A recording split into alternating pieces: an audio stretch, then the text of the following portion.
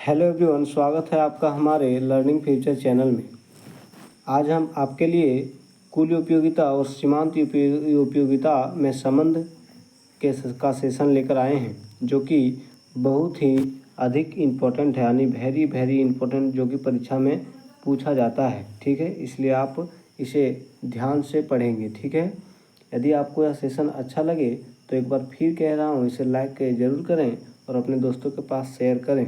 ठीक है, और कमेंट भी करें कि आपको यह सेशन कैसा लगा। ठीक है, तो चलिए आज का सेशन हम अब देखते हैं। तो आज का सेशन क्या है? कुल उपयोगिता और सीमांत उपयोगिता में संबंध क्या है। ठीक है, सबसे पहले हमें इसमें ग्राफ बनाना होगा, जिसके माध्यम से हम आपको समझाएंगे। तो चलिए हम पहले ग्राफ को बनाते हैं। हम इसमें ग्राफ बना हुआ इसलिए लेकर नहीं आए हैं क्योंकि आपको अच्छे से समझ में नहीं आएगा। आपके सामने बनाएंगे तो आपको बेहतरीन तरीके से समझ में आएगा। तो चलिए हम ग्राफ को बनाते हैं। तो हम पहले टेबल बनाते हैं। ठीक है, तो इसके लिए 2 कॉलम बनाना पड़ेगा, 1 और 1, 2। ठीक है, यहाँ पर लिखेंगे यूनिट हिंदी में इसको इकाई बोलते हैं। ठीक है, इकाई आप लिख लेंगे। और टीयू को कुल उपयोगिता बोलते हैं। ठीक है, और एमयू को सीमांत उपयोगिता डिनोट करते हैं। ठीक है, अब यहाँ पर लाइन बना देते हैं, आगे इसको खींच लेते हैं। ठीक है, क्या है? 1 यूनिट, 2 यूनिट, 3 यूनिट, 4 यूनिट और 5 यूनिट। ठीक है, और एक ठोर बनाते हैं 6 यूनिट। ठीक है, इसको थोड़ा बढ़ा लेते हैं।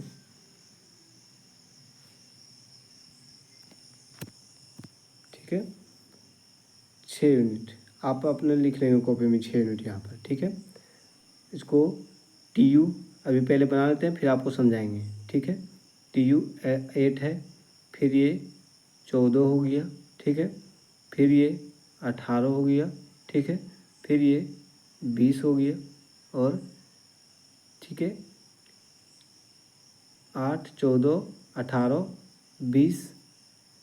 ठीक है, और एक बार फिर से 20, और यहाँ पर अब घटने लगेगा फिर से 18। आपको बताएंगे अभी इसके बारे में। ठीक है,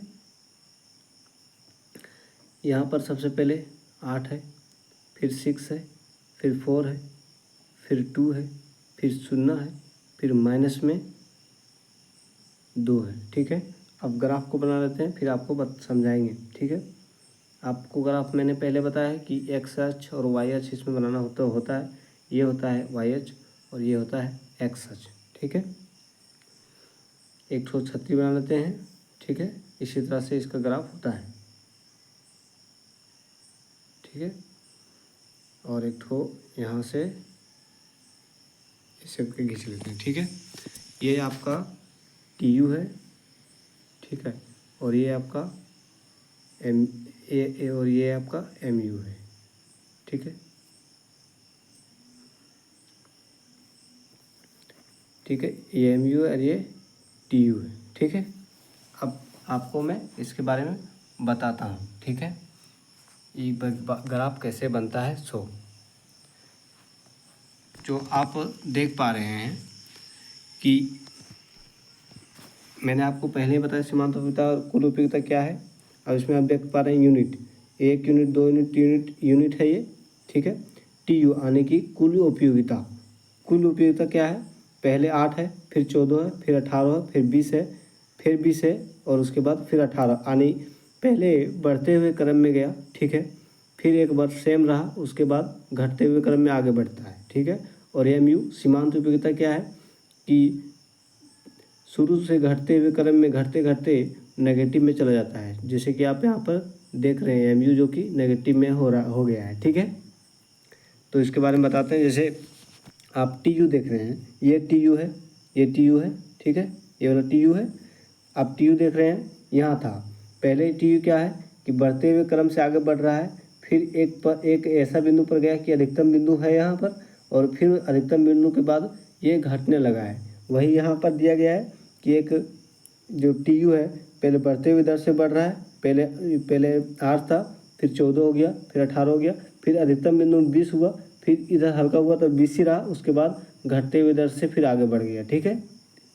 और इसी तरह से एम यू पहले अपना पीक पर था और यहाँ से घटते हुए दर से नीचे की ओर आ रहा है, और एक बिंदु ऐसा आया कि यहाँ ऋणात्मक हो गया। जो एक अक्ष से अगर नीचे कोई रेखा चली जाती है तो ऋणात्मक में हो जाती है, जो कि -2 बता रहा है। ठीक है, जो कि -2 बता रहा है। ठीक है,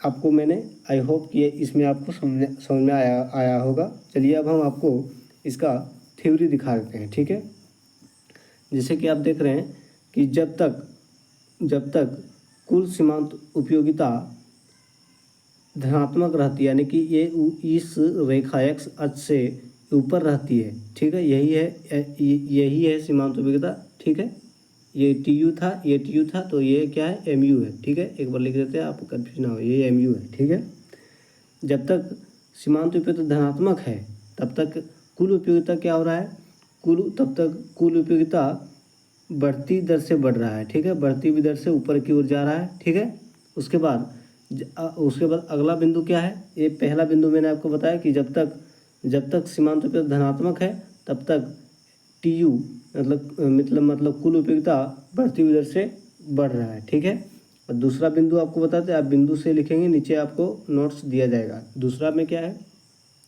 कि जब तक कुल उपयोगिता यानी कि टी यू, जब तक कुल उपयोगिता अधिकतम बिंदु यानी यहाँ अधिकतम बिंदु है, अधिकतम बिंदु में होती है तब तक सीमांत उपयोगिता क्या होती है, शून्य होती है। जहाँ एक्स अक्ष पर पूरा आगे आ गया है। ठीक है, ये अधिकतम है, ये पूरा एक्स अक्ष पर आ गया है, तो यहाँ पर शून्य है। ठीक है, यहाँ पर शून्य है, ये 0 होता है, यहीं पर शून्य है ये। ठीक है, और तीसरा बिंदु क्या है, तीसरा बिंदु, ठीक है, तीसरा बिंदु अब जिस तरह से मैंने बनाया है पूरा ग्राफ, आपको पेपर में इसी तरह से बनाना है। ठीक है, तीसरा बिंदु क्या है, पहले आपको समझ लेना है, फिर एक बार वीडियो रिवाइंड करके आपको बना लेना है ये ग्राफ। ठीक है, तीसरा बिंदु क्या है कि जब सीमांत उपयोगिता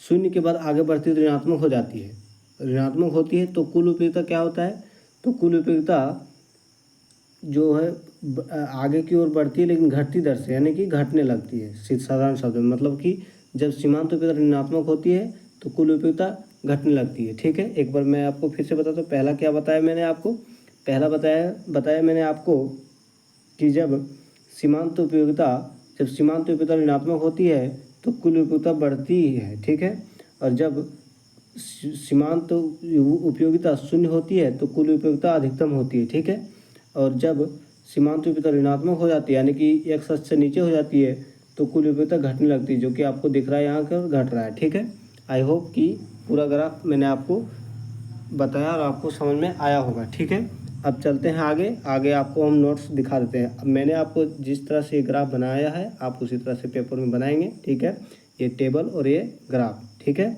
आप वीडियो को रोक के पूरा ग्राफ बनाएंगे। ठीक है, और नहीं समझ में आएगा तो आप रिवाइंड कर लेंगे, फिर भी अगर नहीं समझ में आए तो कमेंट करें आप। ठीक है, आपको फिर अच्छे तरीके से बताया जाएगा यदि आपको नहीं समझ में आया होगा तो, लेकिन आई होप कि आपको समझ में आया होगा। तो चलिए आगे की ओर देखते हैं। ठीक है,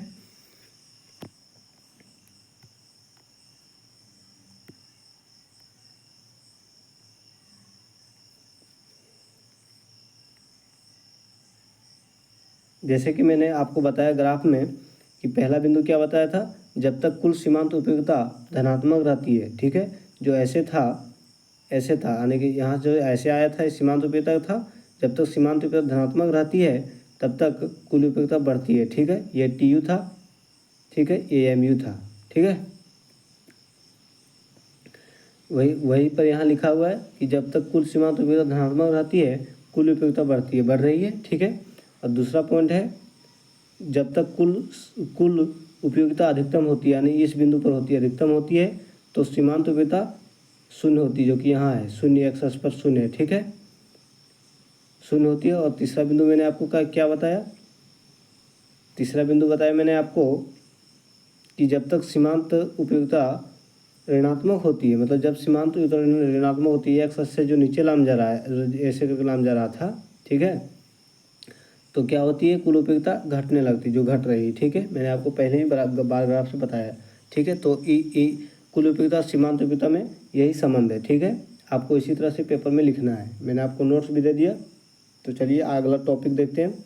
अगला टॉपिक क्या है, ह्रासमान सीमांत उपयोगिता, ठीक है, का नियम।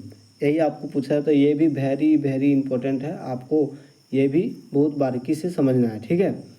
ह्रासमान सीमांत उपयोगिता नियम आपको यही इंग्लिश में दिया गया है, ठीक है। आप इंग्लिश वाले देख लेंगे, ठीक है। तो चलिए ह्रासमान सीमांत उपयोगिता हम आपको बताते हैं, इसका नियम क्या है। ह्रासमान सीमांत उपयोगिता का नियम अल्फ्रेड मार्शल के द्वारा विकसित हुआ है, ठीक है। आपको 1 नंबर के सवाल में पूछा जा सकता है कि ह्रासमान सीमांत उपयोगिता किसके द्वारा दिया गया है, तो अल्फ्रेड मार्शल के द्वारा दिया गया है, ठीक है। आगे की ओर देखते हैं। आपको ये टॉपिक बहुत ही ज़्यादा इंपॉर्टेंट पूछेगा ही परीक्षा में, आप ज़रूर याद रखें। जो मैंने आपको बता दिया कि जी इंपॉर्टेंट है, उसे आपको याद रखना है और अपने कॉपी में आप नोट कर लेंगे।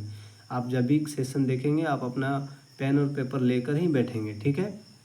तो क्या है, ह्रासमान सीमांत उपयोगिता के अनुसार जैसे जैसे एक उपभोक्ता वस्तु की विभिन्न इकाइयों का उपभोग करता है, तो वस्तु से प्राप्त होने वाली सीमांत उपयोगिता घटती जाती है, ठीक है। ये तो होगी किताबी बातें। हम आपको साधारण शब्दों में समझाते हैं, ठीक है। उदाहरण दे के समझाते हैं, जैसे कि आपको नीचे उदाहरण लिखा गया है, ठीक है। आप उदाहरण दे कर ही इसे लिखेंगे, ठीक है। उदाहरण आपको एक बार पढ़ के सुनाते हैं, उसके बाद आपको समझाएंगे, लेकिन आई होप कि उदाहरण से ही आप समझ जाएंगे। उदाहरण चूँकि मैंने अपने से दिया है आपको, कि जैसे कि यदि हम सबसे पहले एक रोटी का उपभोग करते हैं, यानी कि रोटी खाते हैं, ठीक है। हम एक रोटी खाते हैं तो हमें उससे बहुत अधिक संतुष्टि मिलती है, यानी कि जब आप पूरे बहुत ज़्यादा भूखे होते हैं यदि तो आपको खाना दिया जाता है और आप जो पहली रोटी खाते हैं उससे आपको बहुत ही अधिक संतुष्टि मिलती है, जो कि बोलते हैं कि आत्मा तृप्त हो गया, ठीक है। लेकिन जैसे जैसे हम 1 से 2 यानी एक रोटी खाएं, फिर दूसरा रोटी खाएं, फिर तीसरा रोटी खाएं, 2 से 3 और 3 से 4, इसी तरह से आगे रोटी का उपभोग करते हैं, यानी अगला रोटी खाते जाते हैं, तो उससे मिलने वाली संतुष्टि भी घटती जाती है, ठीक है। यानी कि इतना दूर तक क्या बताया गया है कि जब हम किसी चीज़ का पहली बार उपभोग करते हैं, ठीक है, फर्स्ट टाइम उपभोग करते हैं, तो वह हमें बहुत अधिक संतुष्टि देता है। लेकिन जैसे जैसे हम उसका उपभोग करते जाते हैं तो वो संतुष्टि घटती जाती है और एक समय ऐसा आता है कि वो ऋणात्मक में चली जाती है, कि ऋणात्मक में आने की हमें वह खाने का मन ही नहीं करने लगेगा। जैसे रोटी खाते खाते आपका पेट भर जाएगा तो आप रोटी नहीं खाएंगे। वही बताया जा रहा है कि आप एक समय ऐसा आता है कि ह्रासमान सीमांत उपयोगिता ऋणात्मक हो जाती है। आगे की ओर देते हैं और यही होगा इसमें लिखा हुआ जो मैंने आपको बताया। और एक समय ऐसे भी आता है जब उसे रोटी से संतुष्टि शून्य हो जाती है, यानी कि एक्स अक्ष पर यहाँ आके शून्य हो जाती है, ठीक है, हो जाती है। और उसके बाद हमें रोटी खाने का मन भी नहीं करता, जिससे हम संतुष्टि को ऋणात्मक मानते हैं, यानी कि यहाँ शून्य था, इससे नीचे हो जाएगा, ठीक है। आपको आई होप कि आपको समझ में आया होगा उदाहरण सहित। अब मैं इसका आपको बार ग्राफ बना के दिखाता हूँ, ठीक है। तो आप बना के दिखाता हूँ, ठीक है, बार ग्राफ। तो आपके लिए प्लेन स्लाइड ले लिया गया है। तो इधर लिखेंगे वस्तु की इकाई, ठीक है, वस्तु की इकाई, ठीक है। और इधर लिखेंगे सीमांत उपयोगिता किसे डिनोट करते थे, MU से, ठीक है। इकाई क्या लिखेंगे, वही 6 तक, 1 2 3 4 5 और 6, ठीक है, और सीमांत उपयोगिता 8 जो वहाँ लिखे तो वही 6 4 2 0 -2, ठीक है। अब एक्स अक्ष और वाई अक्ष ले लेते हैं, ठीक है। ये सीमांत उपयोगिता है MU, ठीक है, और वस्तु की ये इकाई है, ठीक है। आप जानते हैं कि ये एक्स अक्ष है और ये वाई अक्ष है, सॉरी वाई अक्ष है और ये एक्स अक्ष है, ठीक है। यहाँ पर शून्य होता है, यहीं से स्टार्ट होता है सब चीज़, ठीक है। एक लाइन ऐसे ले लेते हैं और इसी लाइन से नीचे इसलिए किए ताकि ऋणात्मक हो जाए। चलिए अब मैं आपको दूसरा कलर लेके बताता हूँ, ठीक है। ग्रीन आपको दिखेगा, रेड ले लेते हैं, ठीक है।